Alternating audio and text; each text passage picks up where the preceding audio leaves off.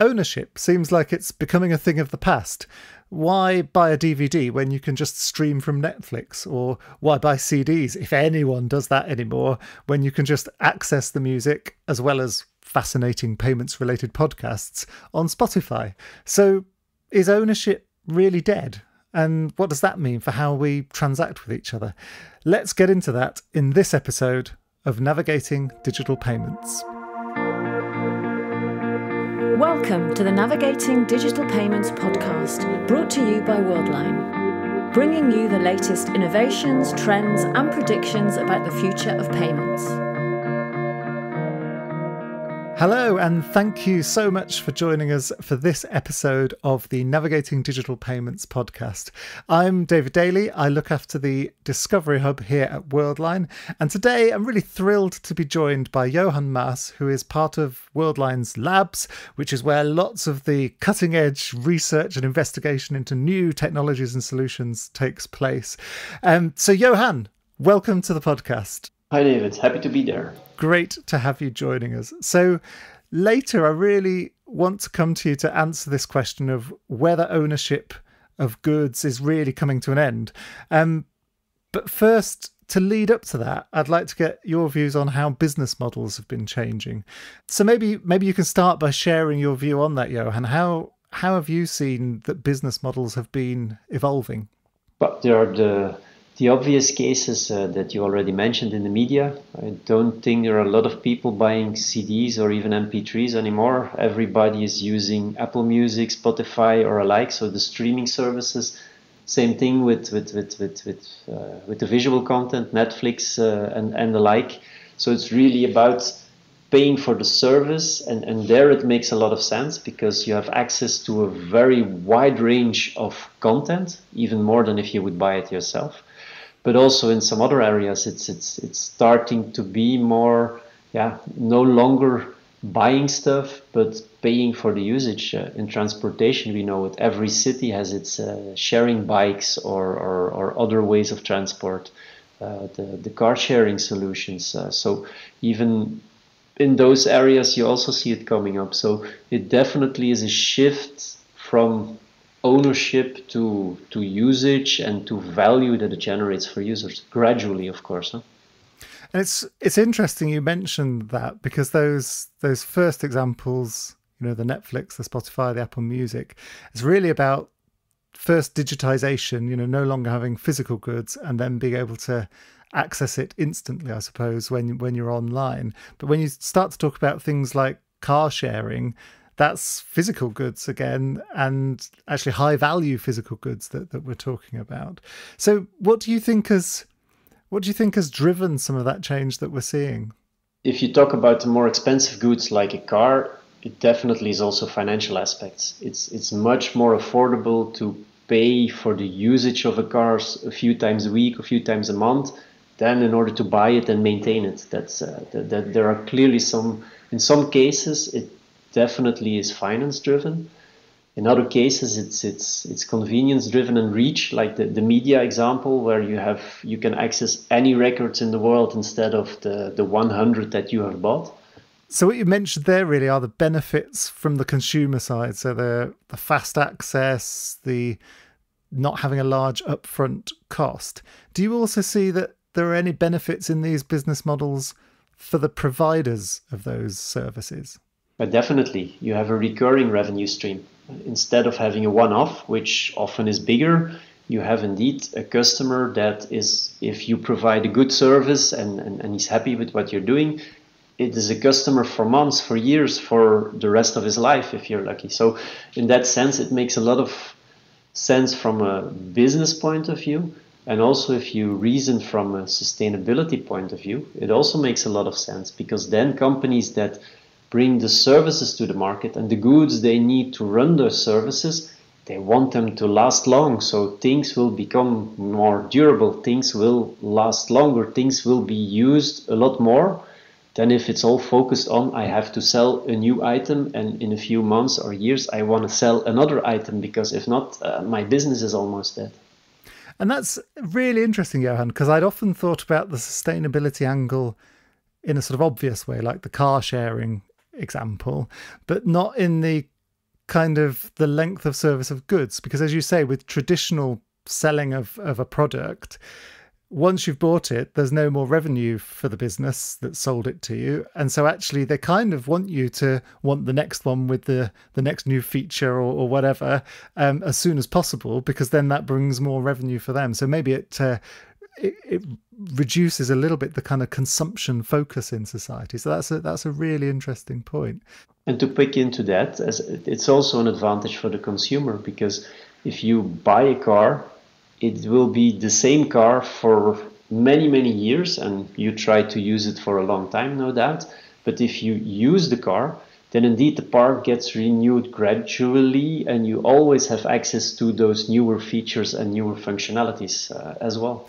Which reminds me as well, I have a subscription to some Adobe software. And at first I thought, well, this is very expensive because I'm having to pay each year for this software, where I used to be able to pay a few £100 up front and then I could use it forever.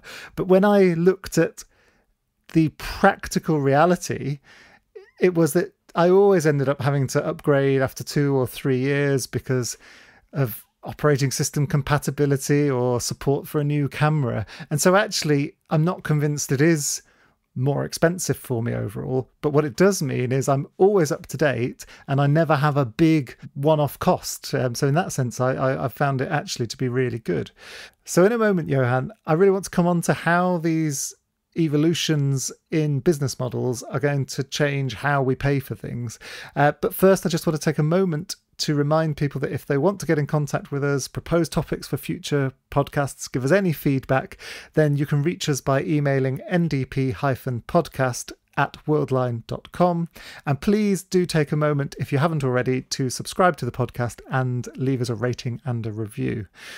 So, Johan, coming back then to these shifts in business models, how do you think they are impacting or are going to impact the payments landscape? Payment definitely is going to be even more invisible than we try to make it today. Invisible in the sense of seamless. It's no longer a specific user action that triggers the payment, but indeed it's linked with the consumption of a service that the payments gets authorized, and authorized by you, or in a broader sense by your smart devices. The example I use every day now is I happily registered the license plate of my car, linked it with my home address and linked it with my payment means, and now I drive in and out of every parking without any hassle.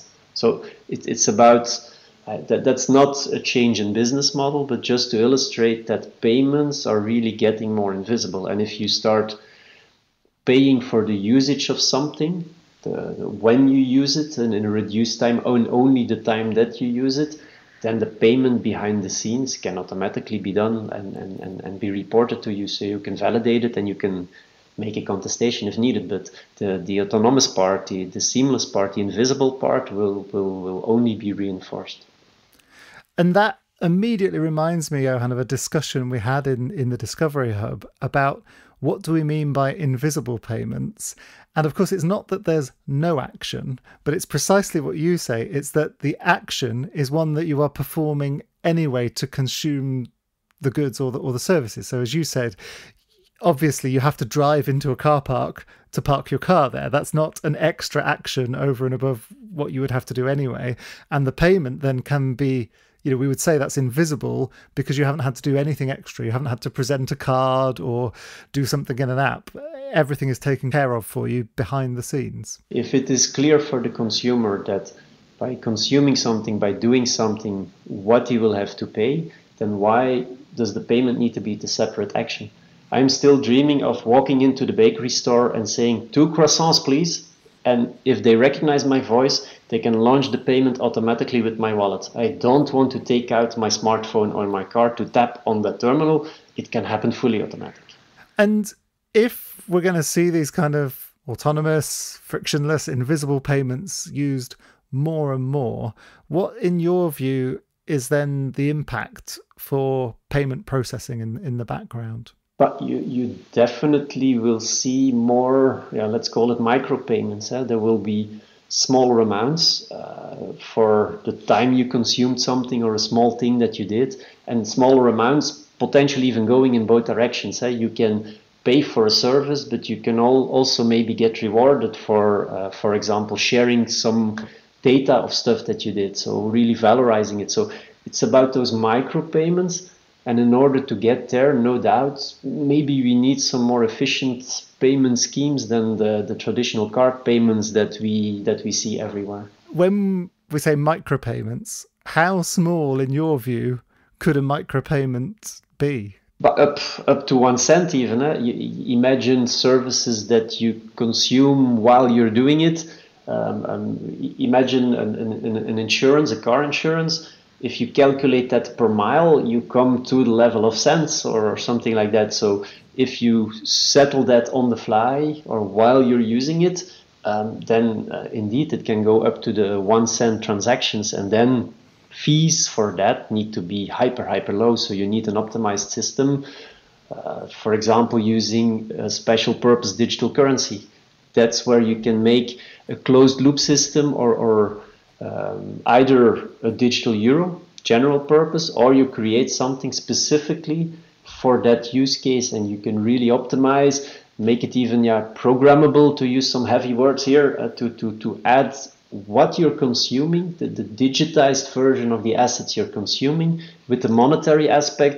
You can bundle it together and you can make a very efficient system that combines even the monitoring of the consumption of the service and the payment just in one go. So that's really the technical revolution that will help creating efficiency in payment processing in these type of service-driven or service-based consumptions. And I think it's really interesting there how you've built on this idea of you need some kind of metering, so usually some kind of digitalization or technology to do the kind of invoicing for things as you use them. But as you say, the key will be to integrate the digitization for metering with the digitization of the payments, so the payment becomes very efficient and can manage these large volume of low value transactions. Yeah, I completely agree. If you combine that digitized assets that are transferred, consumed, measured in the right way,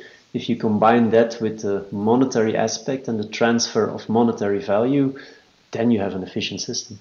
So, Johan, coming back to this question of ownership, do you think everything will move away from one-off purchases and people owning products or goods? Or do you think there'll still be things where people want to pay once and have real ownership of the item that they've bought?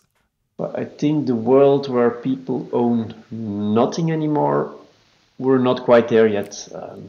Just to take maybe the obvious example, we as a Belgian, we have a brick in our stomach is the expression. We tend to like to buy our houses. And why? It's a sense of security. Once you've paid off your mortgage, if afterwards you, for whatever reason, you're out of income, at least you have a roof over your head. So that's one aspect, the security aspect. And then a second dimension I would add to it is also the feeling aspect. A home is you invest a lot in it to create it your own, to make it better, to make it beautiful, to feel at home. And it's that feeling of proudness of, that's mine, look, and I feel very comfortable there and I will never want to leave it. It's those type of things. So the parts where emotion is close, or where the level of security, having a backup plan if something happens with either your financial status or the service provider, that at least you still have access to the resources. And I suppose, you're right, the house is like a very non-trivial example, somewhere to live, a roof over your head. But even if I think of streaming music, the reality is, although I pay to stream the music, if that provider increases their prices, or if I don't have access to it for whatever reason, I actually have nothing, whereas with, as you say, with physical CDs or even records, I could always play them once I'd purchased them. And as you say, I guess sometimes you have an emotional attachment, or you find security in knowing that no one can take away or remove your access to a particular thing that you have. I think there as well, cultural aspects will play a big role in different areas of the world. Maybe the approach is completely different, and there definitely will also be a generation shift. We are raised with that mention of you need to have your own place, secured housing, but maybe the new generations, they're happy to travel around and create their temporary space wherever they are for a while as well. So that also might be a shift over time, and definitely there will be some cultural differences.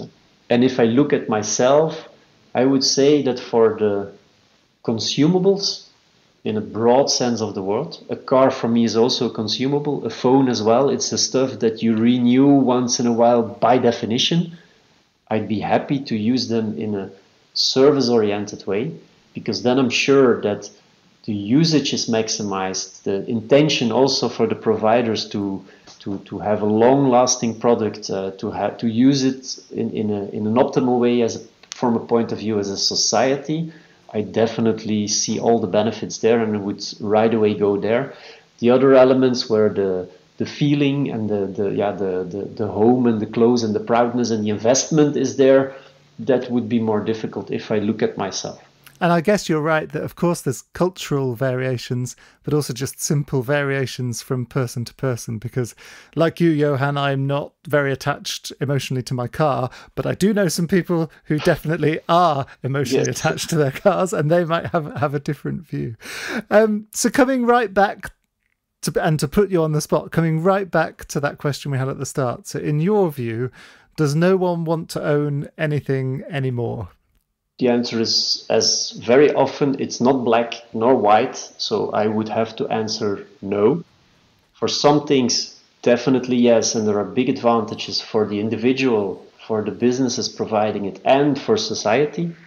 But for other aspects of life, that would be a little more difficult.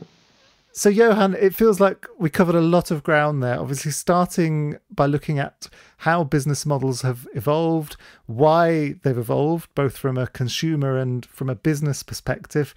Then we've come on to what that means for payments and the rise of invisible, autonomous payments, but also micropayments, so much lower transaction values, but much higher transaction volumes, and some of the ways that might be supported. And then, of course, finally, this conclusion that actually people will probably still want to own some things, and they will prefer to not own and pay to access other things, but that's going to vary depending on culture and also just from individual to individual. So, Johan, thank you so much for joining us for this episode of the podcast. Happy to be there, and it was very interesting discussion, David. Thanks a lot. So that just leaves me finally to thank you, our dear listeners, for joining us once again as we navigated digital payments. Thank you for listening to the Navigating Digital Payments podcast, brought to you by Worldline. Join us next time to learn more about the latest innovations, trends, and predictions for the future of payments.